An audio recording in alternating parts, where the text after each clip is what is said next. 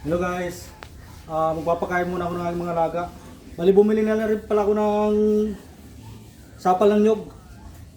Tapos meron akong tinatad dito ng nagbalatan ng repolyo. Tapos meron pa ako dito tatadta rin. Ngayon, ito yung pits niya. Ihahalo ko lang. Ito pits niya ito. Ihahalo ko lang. Haluan ko siya ng patatakan. Kahit hindi masyadong puro kasi yan. So guys, haluan ko pa rin ng sapal ng nyug para ating mga alagang malulusog. Ayan guys, tapos ito para may gulay sila sa katawan, repolyo. Ayan guys, oh. Ayan, halo-haloin ko lang ito ng kaunti. So guys,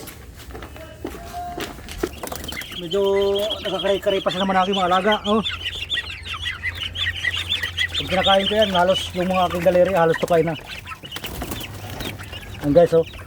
Gagawan sila. Nakakatuwa lang pag ganitong alaga kasi malakas kumain, no? Talagang sub-sub sila sa pagkain. Oh.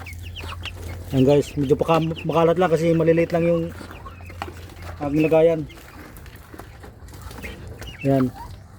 Ngayon na may gulay, may nyug pa, tapos may feeds pa yan. Para may gulay naman yung katawan nila. So ito yung aking mga dapat itlog lang. Tuwing umaga isang itlog, ayos na yan. Paisa-isa lang. Ayan guys, kain yan.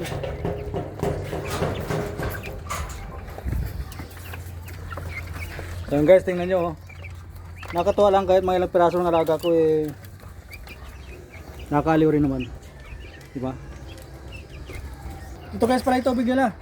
Medyo nakalimutan ko na kasi nakaliw lang kasi ako dito eh.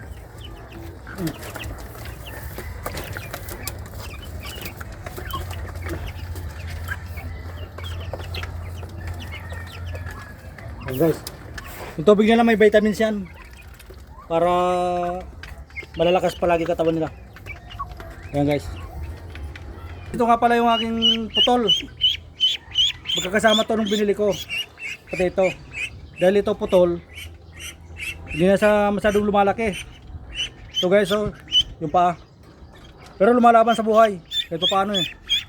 Pero ito kasabayan yung binili ko yan, kasabayan. Pero ito malaki na tinadjay. Pero ito talaga lumalaban kaya natutuwa ko dito. Takot pa mamatay. Bakit naman naputol yan? Ang Kinain ng paa. daga to. Kinain ng daga. Yung paa dinukot sa kulungan. Kaya ito, naiwan yung katawan. Nakasurvive, lumalaban sa buhay, ayaw pa mamatay.